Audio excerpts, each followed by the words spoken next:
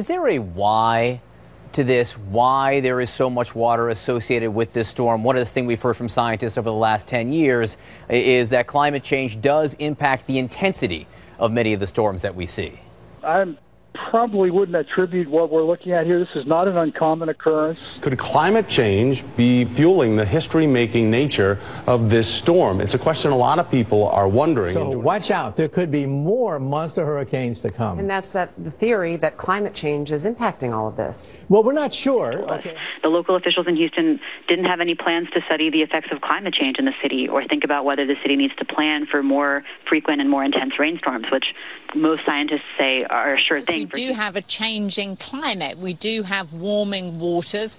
With warming waters, you get more moisture coming into the atmosphere. And what hurricanes absolutely love is moisture, because that gives them rainfall. And that's what's happened in this situation with Hurricane Harvey. Sure, there is no doubt that climate change makes, particularly because of warming the ocean waters and the Gulf waters, makes storms like this more common. 2 weeks ago, President Trump signed an executive order rolling back an Obama-era regulation which required all government construction to take into account the flood risk which was being caused and the future flood risk being caused by climate change and rising ocean temperatures and sea levels.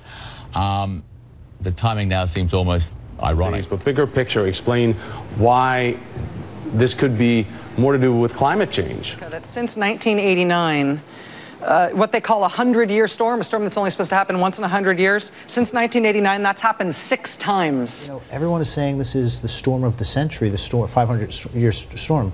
12 years ago was Katrina. We've had now 3 storms in 12 years that were as bad as this, and a lot of Democrats will be saying, you know, climate change is actually, this is the kind of flooding you would predict based on the climate change model. So man-made climate change is a myth. That's the Republican Party is united on that. And I think one question we should ask, even if the Republican Party isn't asking that, is what is the role of man-made climate change in disasters like this one? It doesn't necessarily create storms like this, but does it increase the intensity of these storms? You know, climate change is part of this story.